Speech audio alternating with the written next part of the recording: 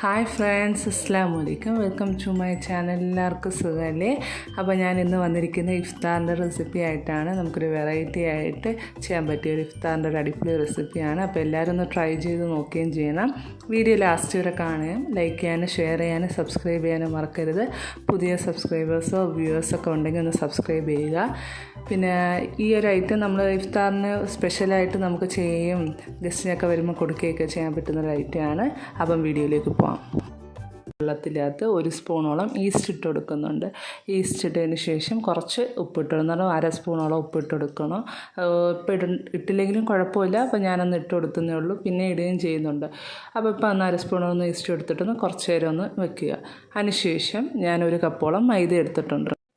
മൈദ ഇട്ടെടുത്തതിന് ശേഷം ആവശ്യത്തിന് ഉപ്പിട്ട് കൊടുക്കുക. നേരത്തെ കുറച്ചാണ് ഇട്ട് കൊടുത്തത്, ഇപ്പോൾ ഞാൻ 1/2 സ്പൂണോളം ഉപ്പിട്ട് കൊടുക്കുക.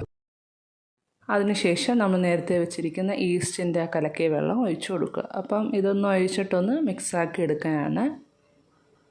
നല്ലതുപോലെ ഒന്ന് മിക്സാക്കി എടുക്കുക. കൈ വെച്ച് നല്ലതുപോലെ ഒന്ന് ആ ഈസ്റ്റിൻ്റെ വെള്ളവും മാവും എല്ലാം കൂടെ ഒന്ന് മിക്സാക്കി എടുക്കുക. അപ്പം മിക്സാക്കി എടുക്കുമ്പോൾ ചിലപ്പം വെള്ളം കുറച്ചും കൂടെ ആവശ്യം വരും. ഇതിപ്പോൾ കുറച്ചല്ലേ വെള്ളം നമ്മൾ എടുത്തോളൂ. അപ്പം ആവശ്യത്തിന് കുറച്ചും കൂടെ വെള്ളം ഒഴിച്ചിട്ടൊന്ന് മിക്സാക്കി എടുക്കുക. നമ്മൾ അറിയാമല്ലോ മിക്സാക്കുന്നത് നല്ലതുപോലെ ഇതേപോലെ ഈ സോഫ്റ്റ് ആവുന്ന രീതിയിലൊന്ന് മിക്സാക്കി എടുക്കുക. അതിനുശേഷം ഞാൻ ഒരു പാത്രത്തിൻ്റെ അകത്ത് എണ്ണ തടവിയിട്ട് ഈ മാവ് വെച്ചിരിക്കുകയാണ്. അപ്പോൾ കുറച്ച് കഴിയുമ്പോൾ അത് നല്ലതുപോലെ ഒന്ന് പൊങ്ങി വരും. അപ്പോൾ നമുക്കത് അടച്ച് വെച്ചതിന് ശേഷം ഇതിപ്പോൾ ഞാനിത് ഫില്ലിങ്സ് തയ്യാറാക്കാനായിട്ട് ചിക്കൻ എടുത്തിട്ടുണ്ട്. അതൊന്ന് വേവിച്ച ചിക്കനാണ്, ജസ്റ്റ് ഒന്ന് ക്രഷ് ചെയ്തിട്ടുണ്ട്. അതിനുശേഷം ഞാൻ 2 സവാള ഇട്ട് കൊടുക്കുന്നുണ്ട്. പിന്നെ അതിനുശേഷം ഒരു ക്യാരറ്റും അതേപോലെ തന്നെ ചെറുതായിട്ട് അരിഞ്ഞതാണ് അതിൻ്റെ കൂടെ ഇട്ട് കൊടുക്കുന്നത്. പിന്നെ കുറച്ച് മല്ലിയില ഇട്ട് കൊടുക്കുന്നുണ്ട്. മല്ലിയില നമുക്ക് വേണമെന്ന് നിർബന്ധമില്ല, കുറച്ച് ഇട്ട് കൊടുക്കുക. പിന്നെ ഒരു പച്ചമുളക്, പിന്നെ 1 സ്പൂണോളം സോയാ സോസ് ഒഴിച്ച് കൊടുക്കുന്നുണ്ട്.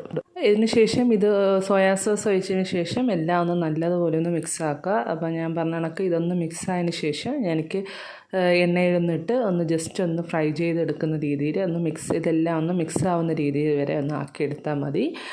അപ്പോൾ അതിന് ശേഷം പാൻ ചൂടായതിന് ശേഷം ഞാനിപ്പോൾ വെളിച്ചെണ്ണ ഒഴിച്ചു. വെളിച്ചെണ്ണേൻ്റെ അകത്ത് ഇതെല്ലാം ഒന്ന് ഇടുക, എന്നിട്ടൊന്ന് മിക്സാക്കി എടുക്കുക. ഇതൊന്ന് മിക്സായതിന് ശേഷം നമുക്ക് ബാക്കിയുള്ളത് ഇടാം. അപ്പം എണ്ണേൻ്റെ അകത്താണ് ഒന്ന് കുറച്ച് നേരം ഒന്ന് മിക്സാക്കി എടുക്കണം. നമുക്ക് അടച്ചു വെച്ചിട്ടാണ് മിക്സാക്കുന്നത്. അപ്പോൾ ഇതൊന്ന് മിക്സായതിന് ശേഷം ബാക്കിയുള്ള പൊടിയെല്ലാം കൂടെ ഇട്ടൊന്ന് അടച്ചു വെച്ച് വേവിക്കാം.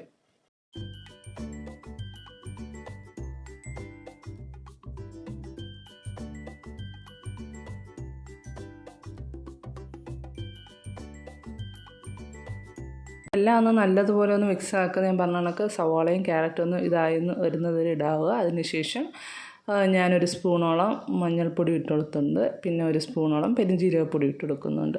പിന്നെ 1 സ്പൂണോളം കുരുമുളക് പൊടിയും കൂടി ഇട്ട് കൊടുക്കുന്നു. അപ്പോൾ ഇത്രയും ഞാൻ ഇട്ട് കൊടുക്കുന്നുള്ളൂ. ഇപ്പം നമ്മൾ നേരത്തെ സോയാ സോസും അതുമൊക്കെ നമ്മൾ ഒഴിച്ചിട്ടുണ്ട്. ഇപ്പോൾ ഇത് ഞാൻ പറഞ്ഞ കണക്ക് എണ്ണയിലൊന്ന് ജസ്റ്റ് ഒന്ന് നല്ലതുപോലെ ഒന്ന് ഇതായി വരാൻ വേണ്ടി മാത്രമേ. അപ്പോൾ ഈ ഒരു പരുവം കണ്ട ഈ ഒരു പരുവം ആവുന്നത് വരെ നമ്മളൊന്ന് മിക്സാക്കി എടുത്താൽ മതി. കുറച്ച് നേരം ഒന്ന് അടച്ച് വെക്കണം, അപ്പോൾ തന്നെ ഒരു പരുവം കിട്ടും. അപ്പോൾ ആ ഒരു സമയത്ത് നമുക്ക് ബാക്കി ഞാൻ ലാസ്റ്റ് തീ ഓഫ് ചെയ്യുന്നതിന് മുമ്പെയാണ് ഞാൻ ഒരു സ്പൂണ് മസാലപ്പൊടി ഞാൻ ഇട്ട് കൊടുക്കുന്നത്. അതിനുശേഷം ഒന്ന് മിക്സ് ആക്കിയിട്ട് തീ ഓഫ് ചെയ്യുക. അതിനുശേഷം നമുക്ക് ബാക്കിയുള്ള കാര്യം റെഡിയാക്കാം. ഇപ്പോൾ നേരത്തെ മാവ് നല്ലതുപോലെ ഒന്ന് പൊങ്ങി വന്നിട്ടുണ്ട്. ഇപ്പോൾ ഇതേപോലെ ഒന്ന് കൈവച്ചൊന്ന് ഇതായതിന് ശേഷം ഞാൻ കുറച്ച് നമുക്ക് നല്ലതുപോലെ പരത്തിയിട്ടാണ് ഇത് ചെയ്യേണ്ടത്, ഈ ഫില്ലിങ്സൊക്കെ വെച്ച് കൊടുക്കുന്നത്. അതുകൊണ്ട് ഞാനിതിപ്പം 2-3 ആയിട്ട് ഉരുളകളാക്കി എടുത്തിട്ടാണ് ഞാൻ പരത്തിയെടുക്കുന്നത്. കുറച്ച് വലിയ ഉരുളകളാക്കി എടുക്കണം. അതിനുശേഷമാണ് പരത്തിയെടുക്കുന്നത്. ഇപ്പോൾ കൗണ്ടർ ടോപ്പിൽ ഞാൻ മാവ് ഇട്ടെടുത്തൊന്ന് പരത്തിയെടുക്കാനാണ്. കുറച്ച് വലുതാക്കിയാണ് എടുത്തിരിക്കുന്നത്. ഇപ്പോൾ ഞാനൊരു 3 ടൈപ്പായി ഉരുളകളാക്കിയാണ് അതെടുത്തിരിക്കുന്നത്. അതിനുശേഷം ഒന്ന് പരത്തിയെടുക്കുക. നല്ലതുപോലെ കട്ടി കുറയുകയും ചെയ്യരുത്, നല്ലതുപോലെ കൂടുതൽ കട്ടിയാവുകയും ചെയ്യരുത്. അപ്പോൾ നല്ലതുപോലെ ഒന്ന് പരത്തിയെടുക്കുക. പരത്തിയെടുത്തതിന് ശേഷമാണ് ബാക്കി നമുക്ക് ഫില്ല് ചെയ്ത്. അപ്പോൾ ഇതിപ്പോൾ 2 വട്ടമായിട്ട് നമുക്ക് പരത്തണം. അപ്പോൾ ഞാൻ 1 വട്ടം ചെയ്ത് മാറ്റി വെച്ചിട്ട് 2ാമത്തെ വട്ടം ചെയ്യണം. ഇതേപോലത്തെ റൗണ്ട് ഇപ്പോൾ ഞാൻ ഈ പാത്രമാണ് മിക്കതിനും എടുക്കുന്നത്. കാരണം ഇത് കണക്ക് തടപ്പ് നമുക്ക് റൗണ്ട് ഷേപ്പിന് കിട്ടാൻ എളുപ്പമാണ്. അപ്പോൾ ഒന്ന് ജസ്റ്റ് ഒന്ന് റൗണ്ടിന് അളവ് വെച്ച് കൊടുത്താൽ മതി. കാരണം അതിൻ്റെ അകത്ത് നമുക്ക് ഫില്ലിങ്സ് വെക്കാൻ വേണ്ടിയാണ്. അപ്പോൾ പുറത്തൊന്നും പോത്തില്ല, നമുക്കൊരു അളവ് കിട്ടും. അതിനാണ് ഞാൻ കൂടുതൽ ടൈറ്റാക്കി നമ്മൾ റൗണ്ട് ചെയ്യേണ്ട, ചെറുതായിട്ടൊന്ന് അടയാളം കൊടുത്താൽ മതി. അതിനുശേഷം ആ റൗണ്ടിൽ തന്നെ നമുക്ക് ഫില്ലിങ്സ് വെച്ച് കൊടുക്കാം. അപ്പം ഫില്ലിങ്സ് വെച്ച് കൊടുത്ത് എല്ലാ ഭാഗത്തുനിന്ന് ഫില്ലിങ്സ് ഒന്ന് വെച്ച് കൊടുക്കാം.